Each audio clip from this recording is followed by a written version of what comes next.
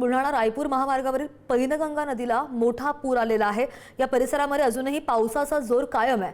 पुलावरून पाणी वाहण्याची शक्यता निर्माण झाली आहे। प्रशासनाने नागरिकांना वाहत्या पाण्यामधून वाहन चालवू नयेत असं आवाहनही केलेलं आहे। नदीकाठावरच्या शेतीला तलावाचं स्वरूप प्राप्त झालेलं असून सोयाबीन पिकांचं शेतकऱ्यांच्या मोठ्या प्रमाणावर नुकसान झालंय।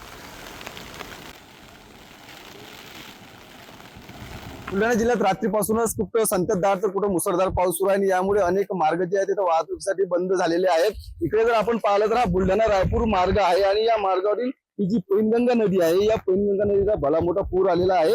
सकाळी जे आहे या पुलावरून पाणी वाहत होतं, त्यामुळे वाहतूक बंद झाली होती आणि आता सध्या ही पोलीस अधिकारी असतील, महसूल अधिकारी असतील, हे सर्व घटनास्थळावर दाखल झालेले आहेत आणि कुठल्याही धोकादायक प्रवास नागरिकांनी करू नये अशा पद्धतीचं आवाहन जे आहे या ठिकाणी करण्यात येतं। आपल्यासोबत सध्या घटनास्थळावर जे आहे ते तहसीलदार साहेब या ठिकाणी आलेले आहेत। सर, काय सांगाल सध्याची काय नेमकी तालुक्यामध्ये परिस्थिती आहे आणि तुम्ही दुसऱ्यांदा या ठिकाणी भेट देत आहे? सद्यस्थितीत तर पावसाचा एवढा मोठा जोर नाही।